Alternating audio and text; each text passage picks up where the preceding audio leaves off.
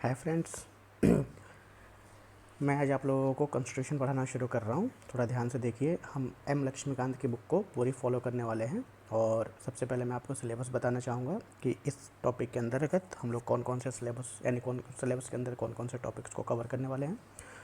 तो सबसे पहले हम लोग समझेंगे जो कॉन्स्टिट्यूशन पार्ट 1 है, जिसके अंतर्गत हम लोग जानेंगे कॉन्स्टिट्यूशनल फ्रेमवर्क में हिस्टोरिक राउंड। इट मीन्स इसको हम लोग 3 फेज़ में या 2 फेज़ में बांट कर पढ़ेंगे। पहला फेज़ है द कंपनी रूल, जो कि 1773 से 1858 तक होगा, और फिर होगा क्राउन रूल जो कि 1858 से 1947 तक होगा। ठीक है। इसके बाद हम समझेंगे मेकिंग ऑफ द कॉन्स्टिट्यूशन।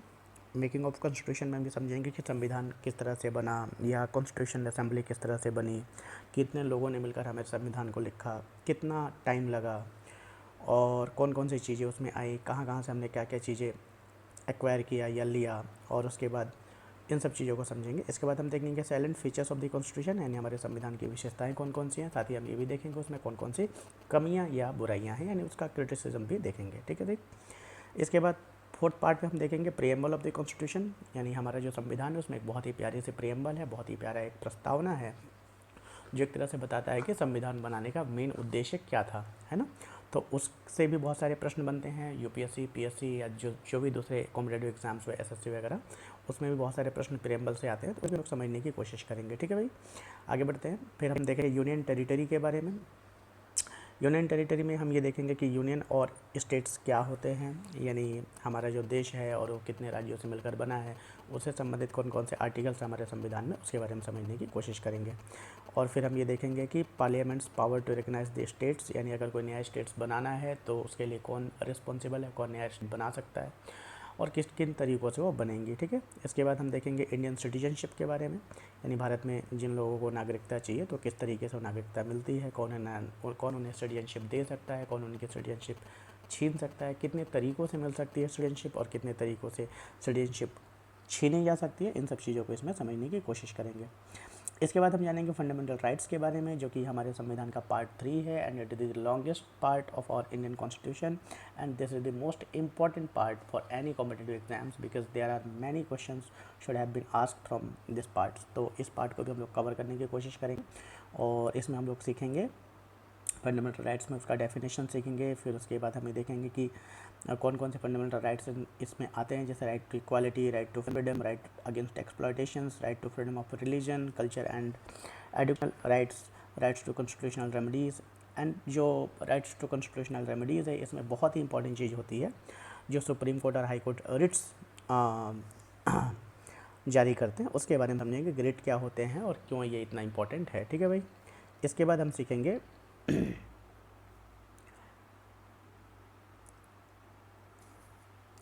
सीखेंगे डायरेक्टिव प्रिंसिपल्स के बारे में, यानी फंडामेंटल राइट्स जब खत्म होता है तो फिर डायरेक्टिव प्रिंसिपल स्टार्ट होती है। और डायरेक्टिव प्रिंसिपल में हम ये सीखेंगे कि स्टेट का मतलब हमारा देश जो होती है वो किस तरीके से काम करेगी, किस तरह की गवर्नमेंट यहाँ पर रन होगी, उसकी पॉलिसीज़ क्या होगी। इसके बारे में भी काफ़ी हद तक हमारे कॉन्स्टिट्यूशन में एक रास्ता बताया गया है गवर्नमेंट को काम करने के लिए। ठीक है।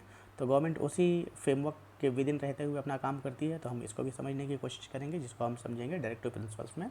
और ये इंडियन कॉन्स्टिट्यूशन का पार्ट 4 होगा, जो आर्टिकल नंबर 36 से स्टार्ट होगा और ये 51 तक कवर होगा। ठीक है भाई। इसके बाद आता है फंडामेंटल ड्यूटीज़। तो फंडामेंटल ड्यूटीज़ में हम ये सीखेंगे कि हमारे देश के जो सिटीजन्स हैं उनके लिए कौन कौन सी ड्यूटीज़ हमारा संविधान निर्धारित करता है, और ये ड्यूटीज़ कब आई, कैसे इसको इंसर्ट किया गया, और अभी तक इसमें कितने ड्यूटीज़ हैं हमारे लिए। ठीक है। इन सब चीज़ों को समझेंगे। ये है इंडियन कॉन्स्टिट्यूशन का पार्ट 4A, और आर्टिकल नंबर कवर होगा इसमें 51A। राइट। इसके बाद हम समझेंगे अमेंडमेंट्स ऑफ द कॉन्स्टिट्यूशन की भारत के संविधान में कितने प्रकार से अमेंडमेंट किए जा सकते हैं, प्रोसीजर क्या है, कौन सा आर्टिकल इसके लिए रिस्पॉन्सिबल है, और इंडियन कॉन्स्टिट्यूशन में अमेंडमेंट करने का अधिकार किसके पास है। क्या सुप्रीम कोर्ट अमेंडमेंट कर सकता है, क्या स्टेट गवर्नमेंट अमेंडमेंट कर सकती है, या सिर्फ और सिर्फ इंडियन गवर्नमेंट या इंडियन पार्लियामेंट ही अमेंडमेंट कर सकता है। ठीक है।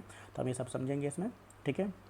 और मैं आपको बताऊंगा कि आर्टिकल नंबर 368 में के हिसाब से सिर्फ पार्लियामेंट को ये पावर है कि वो कॉन्स्टिट्यूशन के किसी भी पार्ट में या किसी भी आर्टिकल्स में अमेंडमेंट कर सकती है। ठीक है। हम उसके पूरे प्रोसीजर को सीखेंगे कि किस किस पार्ट में अगर अमेंडमेंट करना होगा तो किन किन प्रोसीजर से गुजरना होगा। ठीक है।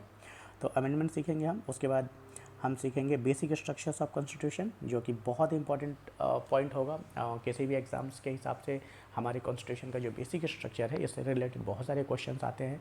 एक केस हुआ था केशवानंद भारती केस, और उसी केस के बाद से सुप्रीम कोर्ट ने हमारे कॉन्स्टिट्यूशन का बेसिक स्ट्रक्चर तय किया कि कौन कौन सी चीज़ें इंडियन कॉन्स्टिट्यूशन के बेसिक स्ट्रक्चर्स में आएंगी, और उस केस के बाद से ये चीज़ें क्लियर हो पाई कि बेसिक स्ट्रक्चर का कॉन्सेप्ट क्या होगा, और बेसिक स्ट्रक्चर में अमेंडमेंट किया जा सकता है कि नहीं किया जा सकता, इन सब चीज़ों को भी हम जानेंगे। ठीक है, इसके बाद पार्लियामेंट्री सिस्टम देखेंगे। पार्लियामेंट्री सिस्टम में हम देखेंगे कि पार्लियामेंट्री गवर्नमेंट किस तरह से काम करती है। पार्लियामेंट्री जो गवर्नमेंट होती है वो प्रेसिडेंट उनका हेड होता है, और प्रेसिडेंट किस तरीके से उन्हें काम करवाता है। उसके बाद पार्लियामेंट्री सिस्टम क्या है, पार्लियामेंट्री सिस्टम की जो डिमेरिट्स हैं उसको सीखेंगे, और उसके बाद हम देखेंगे कि आखिर हमने पार्लियामेंट्री सिस्टम को ही अडॉप्ट क्यों किया, और इसके बाद ये भी देखेंगे कि हमारे इंडियन पार्लियामेंट्री सिस्टम में और ब्रिटिश पार्लियामेंट्री सिस्टम में क्या क्या डिफरेंसेस हैं, क्योंकि बेसिकली हमने जो पार्लियामेंट्री सिस्टम अडॉप्ट किया है वो हमने ब्रिटिश पार्लियामेंट्री सिस्टम्स के ही कारण अडॉप्ट किया, क्योंकि यहाँ पे ब्रिटिश रूल था लगभग 200 ईयर्स तक, और उन लोगों ने जो सिस्टम हमें दिया हमने उसे अडॉप्ट किया। ब्रिटेन में भी उस वक्त पार्लियामेंट्री सिस्टम था, उसी पार्लियामेंट्री सिस्टम के हिसाब से हमने भी उसे अडॉप्ट किया, but there are little bit difference between Indian parliamentary system and British parliamentary system, जिसे अभी हम लोग देखेंगे। उसके बाद हम देखेंगे फेडरल सिस्टम। इंडिया एक फेडरल है, आपको पता है कि इंडिया में अभी राइट नाउ 28 स्टेट्स हैं, तो ये 28 स्टेट्स मिलकर हमारे इंडियन कंट्री को बनाते हैं। तो इस तरीके की स्ट्रक्चर को हम फेडरल स्ट्रक्चर कहते हैं। जैसे अमेरिका 50 स्टेट से मिलकर बना हुआ है, इसलिए उसका नाम है USA, बोले तो यूनाइटेड स्टेट्स ऑफ अमेरिका। तो वो भी एक फेडरेशन, इंडिया भी एक फेडरेशन है। दोनों फेडरेशन में क्या डिफरेंसेस हैं इसको भी कवर करेंगे, और इंडियन फेडरेशन की विशेषताओं के बारे में जानेंगे, इंडियन फेडरेशन की जो खासियत उसके बारे में जानेंगे। ठीक है, इसके बाद हम जानेंगे सेंटर स्टेट रिलीजन्स के रिलेशंस के बारे में, कि इंडियन गवर्नमेंट और जो सेंट्रल गवर्नमेंट होती है या फिर स्टेट गवर्नमेंट होती है, इन दोनों के बीच में कितने तरीके के रिलेशनशिप है, फाइनेंशियल रिलेशंस कैसे होते हैं, एडमिनिस्ट्रेटिव रिलेशंस किस तरीके से होते हैं।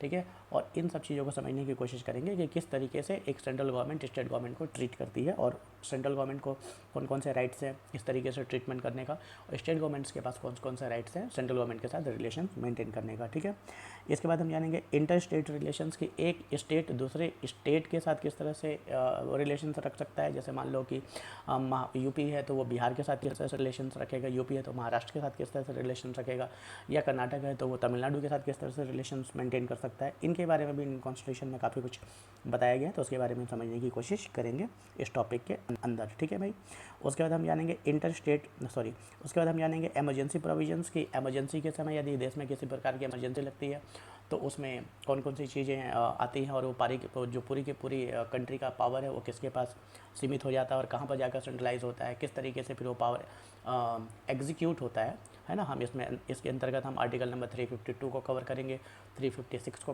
कवर करेंगे, और 360 को कवर करेंगे, और साथ ही साथ इसी के साथ हम आर्टिकल नंबर 123 को भी यानी 123 को भी कवर करेंगे। ठीक है, यहाँ पर प्रेसिडेंट को ऑर्डिनेंस जारी करने की शक्ति दी गई है। ठीक है, तो इन सब चीज़ों को हम समझेंगे। इसके बाद हम जानेंगे प्रेसिडेंट्स के बारे में, कि हमारे देश के जो प्रेसिडेंट होते हैं उनकी क्या पावर है, उनकी क्वालिफ़िकेशंस क्या होती है, उनके टर्म्स और इम्पीचमेंट्स किस तरह से होती है, उनके पोस्ट को वैकेंट कैसे किया जा सकता है, उनके पावर्स क्या हैं, फंक्शंस क्या हैं। फिर वीटो पास के बारे में जानेंगे कि प्रेसिडेंट के पास जो वीटो पास होते हैं वो किस तरह से होते हैं, कितने प्रकार के वीटो पास होते हैं, वो किस तरीके उनका यूज़ कर सकते हैं। इसके बाद हम जानेंगे ordinance making power of the president. ठीक है, कि जो प्रेसिडेंट है वो किस तरह से ऑर्डिनेंस जारी करते हैं। ठीक है भाई, इसके बाद हम जानेंगे constitutional positions of the president, की प्रेसिडेंट की जो कॉन्स्टिट्यूशनल पोजीशन है वो किस तरह से होती है, और साथ ही साथ प्रेसिडेंट को एक स्पेशल पावर दी गई है कि अगर कोई विक्टिम है और किसी तरीके से उसको कोई सज़ा मिली हुई है किसी भी आपराधिक क्राइम के कारण, तो प्रेसिडेंट उसे कुछ सज़ाओं में या कुछ मामलों में उसे कुछ तरीके से सज़ा में या तो रिलैक्सेशन दे सकते हैं या सज़ा माफ़ भी कर सकते हैं। उसको हम लोग बोलते हैं pardoning powers of the president. तो उसे भी हम जानने की कोशिश करेंगे। फिर हम वाइस प्रेसिडेंट को समझेंगे, सेम पॉइंट्स के अंतर्गत जिसके अंतर्गत हमने प्रेसिडेंट को देखा था, लगभग वैसे ही उसी पॉइंट्स के अंतर्गत हम वाइस प्रेसिडेंट को भी देखेंगे। ठीक है, फिर हम ये भी कंपेयर करेंगे कि इंडियन वाइस प्रेसिडेंट और अमेरिकन वाइस प्रेसिडेंट के बीच में क्या डिफरेंसेस है। ठीक है, इसके बाद हम प्राइम मिनिस्टर के बारे में देखेंगे कि प्राइम मिनिस्टर के लिए भारतीय संविधान में कौन कौन से आर्टिकल्स हैं और कौन कौन सी पावर्स उनको इंडियन कॉन्स्टिट्यूशन के हिसाब से दिया गया है, उनकी ओथ, उनकी सैलरी, उनके पास फंक्शंस, है ना, और role descriptions, relationship with presidents, chief ministers who became prime ministers, इन सब चीज़ों को भी समझने की कोशिश करेंगे। उसके बाद हम देखेंगे सेंट्रल काउंसिल्स ऑफ मिनिस्टर्स, यानी जो सेंट्रल गवर्नमेंट होती है उसमें एक काउंसिल्स ऑफ मिनिस्टर्स होते हैं, यानी जो जितने भी मंत्री होते हैं उन सबको एक साथ हम कहते हैं काउंसिल्स ऑफ मिनिस्टर्स, है ना। इनको समझेंगे कि भारत में सेंट्रल गवर्नमेंट में मैक्सिमम कितने मंत्री हो सकते हैं और किस तरीके से उसमें किचन कैबिनेट बनती है या कैबिनेट बनती है, काउंसिल्स ऑफ मिनिस्टर्स है ना, और कितने प्रकार के मिनिस्टर्स होते हैं, ठीक है। इन सब चीज़ों को भी समझने की कोशिश करेंगे, ठीक है। सॉरी,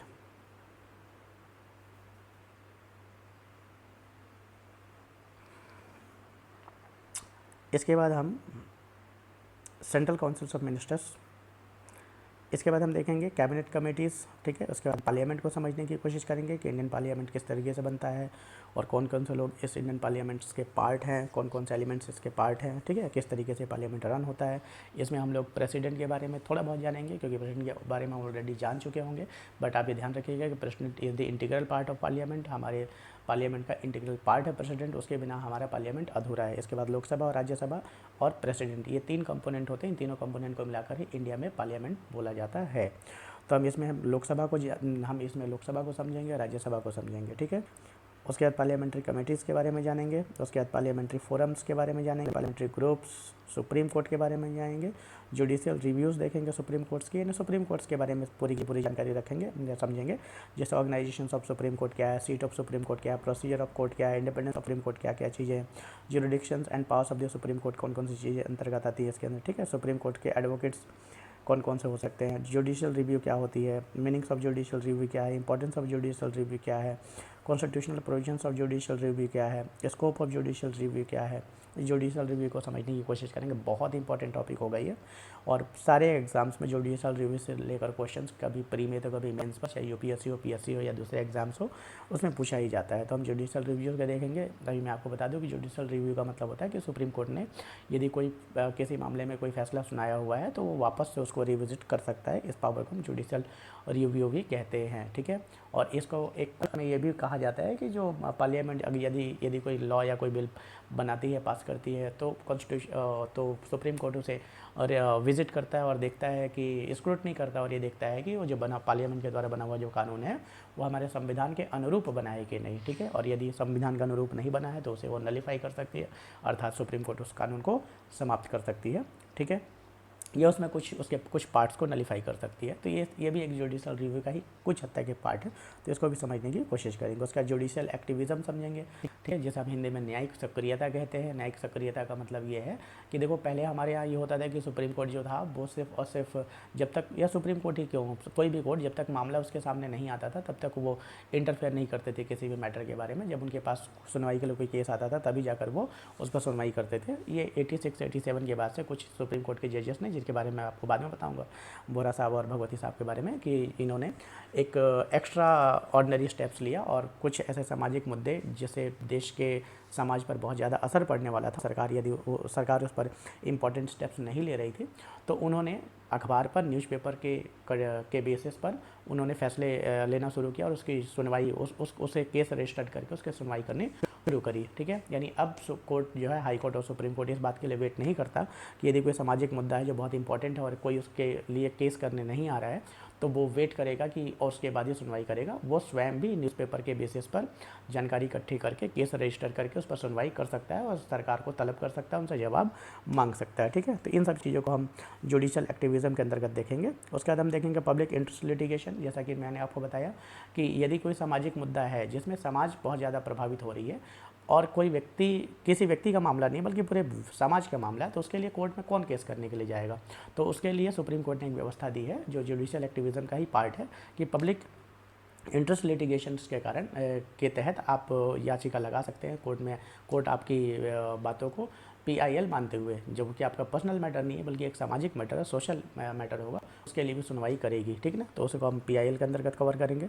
उसके बाद हम स्टेट्स के अंतर्गत आएंगे, तो हम स्टेट्स में समझेंगे गवर्नर्स को, कि हर एक स्टेट में जो गवर्नर होते हैं उनकी क्या पावर होती है, उनको किस तरीके से ऑफिस आता है, उनके क्या क्या टर्म्स हैं, उनके पावर फंक्शंस और उनके एग्जीक्यूशंस किस तरह से होती है, कॉन्स्टिट्यूशनल पोजीशन क्या है गवर्नर की। उसके बाद चीफ मिनिस्टर, जैसे सेंटर में हमने प्रधानमंत्री को पढ़ा था या पढ़ेंगे, उसी तरीके से हम स्टेट्स में चीफ मिनिस्टर्स के बारे में भी पढ़ेंगे, है ना। फिर स्टेट्स के काउंसिल्स ऑफ मिनिस्टर्स के बारे में जानेंगे।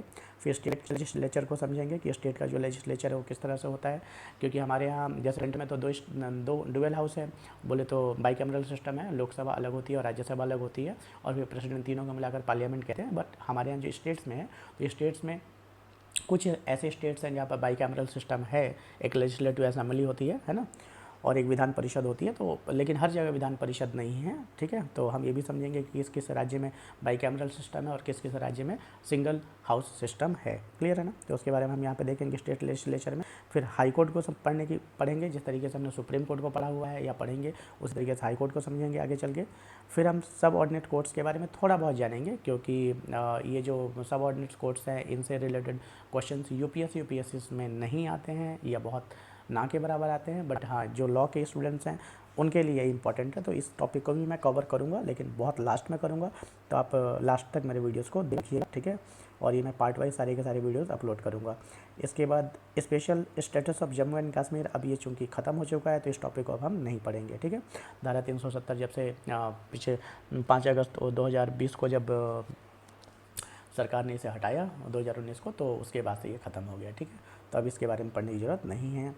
Special provisions of some states, जिसके बारे में थोड़ा हम जानेंगे। उसके बाद हम पंचायती राज को जानेंगे, और ये बड़ा इंपॉर्टेंट टॉपिक है कि इंडिया में लोकल गवर्नमेंट की तरह से काम करती है। पंचायती राज क्या होता है, जिसके अंतर्गत पंचायती व्यवस्था गाँव ग्रामीण क्षेत्रों में चलती है, और उसके बाद शहरी क्षेत्रों में म्यूनिसिपल्स जो होते हैं वो किस तरह से चलते हैं। इसके लिए इनको बहुत इंपॉर्टेंटली हम पढ़ने की कोशिश करेंगे, क्योंकि ये एग्ज़ाम्स के दृष्टिकोण से बहुत इंपॉर्टेंट है। और इसके लिए बैक टू बैक 2 संशोधन किए गए थे इंडियन कॉन्स्टिट्यूशन में, अमेंडमेंट नंबर 73, उसके अंतर्गत पंचायती राज को कॉन्स्टिट्यूशन का हिस्सा बनाया गया, और अमेंडमेंट नंबर 74 से म्यूनिसिपल सिस्टम को इंडियन कॉन्स्टिट्यूशन का हिस्सा बनाया गया। तो इन चीज़ों को भी हम कवर करने की कोशिश करेंगे, ठीक है। इसके बाद हम जानेंगे यूनियन टेरिटरीज़ के बारे में, कि भारत में यूनियन टेरिटरीज़ कहाँ हैं, कितनी हैं, और कौन उन्हें रन करता है, उनको एग्जीक्यूट कौन करता है, उनको एडमिनिस्टर कौन करता है, उनके एडमिनिस्ट्रेटर्स के जो नेम है, क्योंकि अलग अलग एडमिनिस्ट्रेटर्स के अलग अलग नाम है, अलग अलग नामों से उन्हें जाना जाता है, उनको समझने की कोशिश करेंगे, ठीक है। उसके बाद हम जानेंगे शेड्यूल एंड ट्राइबल एरियाज़ के बारे में, कि भारत में जो शेड्यूल्ड और ट्राइबल एरियाज़ है उनको एडमिनिस्ट्रेशन किस तरह से होता है, और वो कौन कौन से बेसिकली एरिया हैं, कितने एरिया में उसे बांटा गया। उसके बाद हम कॉन्स्टिट्यूशनल बॉडीज़ के बारे में समझेंगे, जो कि बड़े इंपॉर्टेंट होते हैं, जैसे इलेक्शन कमीशन क्या है, उसका पावर फंक्शंस क्या है, कंपोजिशन क्या है, उसकी इंडिपेंडेंस क्या है ना, विजन मिशन और प्रिंसिपल्स क्या है, इन सब चीज़ों को समझेंगे। उसके बाद हम यूनियन पब्लिक सर्विस कमीशन यानी यूपीएससी के बारे में समझेंगे, जिसके लिए आप लोग प्रिपरेशंस कर रहे हैं या करेंगे या करते रहते हैं, है ना। और उसी तरह से एक स्टेट में भी होती है स्टेट पब्लिक सर्विस कमीशन, जो हर स्टेट्स में प्रशासनिक अधिकारियों की नियुक्ति करती है, ठीक है ना। तो इन लोगों के बारे में भी समझने की कोशिश करेंगे, ठीक है। उसके बाद हम फाइनेंस कमीशन के बारे में जानेंगे। फाइनेंस कमीशन वो कमीशन होती है जो ये रिकमेंड करती है कि स्टेट और सेंटर के बीच में जो पैसे का बंटवारा है, यानी जो फाइनेंशियल जो ट्रांजैक्शंस है उसको किस तरीके से एग्जीक्यूट करना चाहिए, स्टेट सेंटर को कितना % पैसा देगा, है ना, सॉरी स्टेट सेंटर को नहीं, सेंटर स्टेट को कितना % पैसा देगा और किस किस मोड से देगा। इन सब चीज़ों के लिए हर 5 साल में एक फाइनेंस कमीशन प्रेसिडेंट के द्वारा जो होता है वो बनाया जाता है, और वो अपने रिकमेंडेशन देती है, और फिर अगली सरकार से उम्मीद की जाती है कि वो उसके रिकमेंडेशन के हिसाब से काम करेंगे, लेकिन ऐसा होता नहीं है, और कभी कभी होता भी है। तो इन चीज़ों को भी हम देखने की कोशिश करेंगे, ठीक है। फिर नेशनल कमीशन फॉर SCs और नेशनल कमीशन फॉर STs के बारे में जानेंगे। जो हमारे देश के SC और ST क्लास के लोग हैं उनके लिए भी एक कमीशन बना हुआ है, उनकी पावर फंक्शंस, एवोल्यूशंस, उनका रिपोर्ट, इन सब चीज़ों को समझने की कोशिश करेंगे, ठीक है भाई। इसके बाद special officers for linguistic minorities के बारे में थोड़ा बहुत जानेंगे। फिर एक बहुत इंपॉर्टेंट पद होता है इंडियन ब्यूरोक्रेसी में, जिसको हम कहते हैं controller and auditor general of India, CAG, है ना। इसके लिए ये एक ऑफिस है जो कि पूरे देश की जो सरकारें होती हैं उन सारे सरकारों के हिसाब का, यानी उनके खर्चा, उनकी आय, उनके एक्सपेंडिचर्स, उनके इनकम, उन सब की रिपोर्टिंग करता है, उन सबको फाइलिंग करती है, उन सबको आंकड़ा रखता है, और फिर ये प्रोड्यूस करते हैं पार्लियामेंट के अंदर। पार्लियामेंट में जब प्रोड्यूस होती है तो जो पक्ष के लोग हैं, विपक्ष के लोग हैं, यानी जो सरकार पक्ष और जो विपक्ष के लोग हैं उन सब के बीच में उसके उस रिपोर्ट के आधार पर डिबेट होती है, और ये तय किया जाता है कि जो सरकार ने जो पैसे खर्च किए हैं वो सही तरीके से खर्च किए हैं या कहीं पर कुछ गलती भी हुई है, ठीक ना। तो इन सब चीज़ों के बारे में हम जानेंगे, CAG के बारे में, ठीक है। फिर हम जानेंगे attorney general of India. Attorney general एक ऐसा पोस्ट होता है जो सरकार का, एक तरह से आप सरकारी वकील कह सकते हैं, कि भारत सरकार के खिलाफ जो भी केसेस होंगे भारत के किसी भी कोर्ट में, तो भारत सरकार अटॉर्नी जनरल और इनके साथ कुछ और भी एडवोकेट्स होते हैं जिन्हें सॉलिसिटर जनरल्स कहते हैं, इनकी हेल्प करने के लिए। तो सॉलिसिटर जनरल्स और अटॉर्नी जनरल भी भारत सरकार के सारे केसेस को भारत के सारे कोर्ट्स में भारत सरकार का पक्ष रखते हैं। तो उन वकीलों के बारे में जानेंगे जिन्हें हम अटॉर्नी जनरल्स और सॉलिसिटर जनरल्स कहते हैं। ठीक है भाई, इन्हें कौन नियुक्त करता है, इसकी क्या पावर, कब तक ये रहते हैं, इन सब चीज़ों को समझने की कोशिश करेंगे। ठीक, इसके बाद हम नीति आयोग को समझेंगे। नीति आयोग से पहले इसे हम जो 5 ईयर्स प्लानिंग्स के लिए जो एक आयोग होता था जिसे हम कहते थे योजना आयोग। ठीक है, अब योजना आयोग को का नाम बदलकर लगभग उसी तरीके का कंपोजिशन रखा गया, थोड़ा बहुत क्लियर की गई है और नीति आयोग कर दिया गया है। इसको समझने की कोशिश करेंगे, भारत में किस तरीके की योजनाएं बनेंगी, किस तरह से उसे इम्प्लीमेंट किया जाएगा, भारत के डेवलपमेंट्स के लिए किस तरीके से रिसोर्सेज की तलाश की जाएगी, ये सारा काम नीति आयोग का होता है, तो इसको भी समझने की कोशिश करेंगे। उसके बाद नेशनल ह्यूमन राइट्स कमीशन के बारे में जानेंगे कि भारत में ह्यूमन राइट्स कमीशन है उसका क्या काम है, वर्किंग फंक्शन और कंपोजिशंस किस तरीके से होती है। फिर हर स्टेट में भी इस तरह की कमीशन होती है जिसे हम कहते हैं स्टेट ह्यूमन राइट्स कमीशन। ठीक है, तो इसके बारे में समझने की कोशिश करेंगे। फिर हम सेंट्रल इंफॉर्मेशन कमीशन के बारे में जानेंगे और इस तरीके से स्टेट इंफॉर्मेशन कमीशन के बारे में यानी सूचना आयोग के बारे में समझने की कोशिश करेंगे।